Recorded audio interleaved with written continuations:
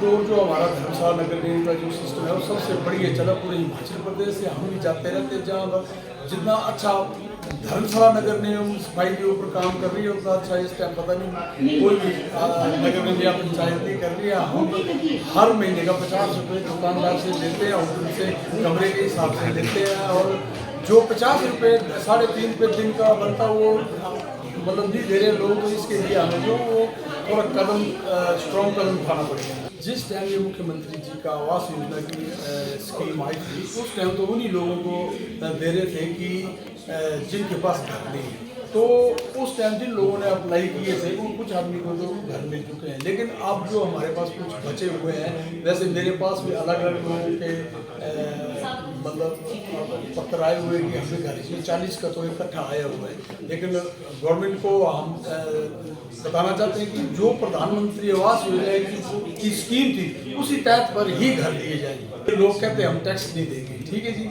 Tax जब हम किसी से लेते तो कैसे लेते हैं इसका भी एक पैरामीटर बना हुआ है। जैसे हमारे कमरे हैं, हम किसी को रेंट के ऊपर देते हैं तो हमें उससे पता चल जाता है कि कौन आदमी कितना रेंट ले रहा है। इसलिए तो हमारे जो लोग हैं वो टैक्स भी दे रहे हैं। और आज धर्मशाला में बाहर के इतने छात्र पढ़ने के लिए आते हैं तो लोग नगर निगम को तो कोई इससे कोई मतलब इनकम नहीं है।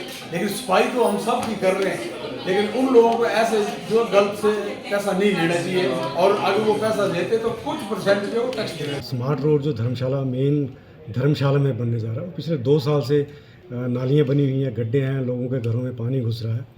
तो पिछली जो स्मार्ट सिटी की BOD की बैठक थी, जैसे कि हमें बताया गया, उसमें ये निर्णय लिया गया कि जो पहले वाला ठेकेदार है उसको बाहर निकाला जाए और उन्होंने नया टेंडर फ्लोट कर दिया है नए ठेकेदार के लिए, ताकि शीघ्र ये जो काम है वो शुरू हो सके। लेकिन मुझे लगता है कहीं ना कहीं गलती अधिकारी लेवल पे कहीं ना कहीं गलती हुई है। जो इतने समय से ये काम हुआ नहीं, जो काम अभी करने जा रहे हैं, जो नोटिस उनको इशू हुए हैं, जो चीज़ें अभी उन्हें पहले कर देनी चाहिए थी। लगभग 2 साल से ये रोड ऐसे ही टूटा हुआ है, नालियाँ जिनके ऊपर कवर नहीं लगाए हुए हैं। तो जहाँ भी हमने आज बात की कि जो भी ठेकेदार काम नहीं कर रहा है तो टाइम बाउंड जो उसका प्रोजेक्ट है उसी टाइम पे उसको नोटिस दिए जाए, ताकि ये नहीं कि साल के बाद उनको नोटिस दिया जाए।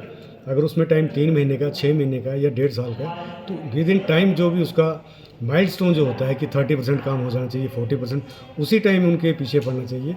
और जो भी नोटिस इशू करने उनके पीछे पड़ के उनको नोटिस इशू करने चाहिए ताकि समय पे काम शुरू हो।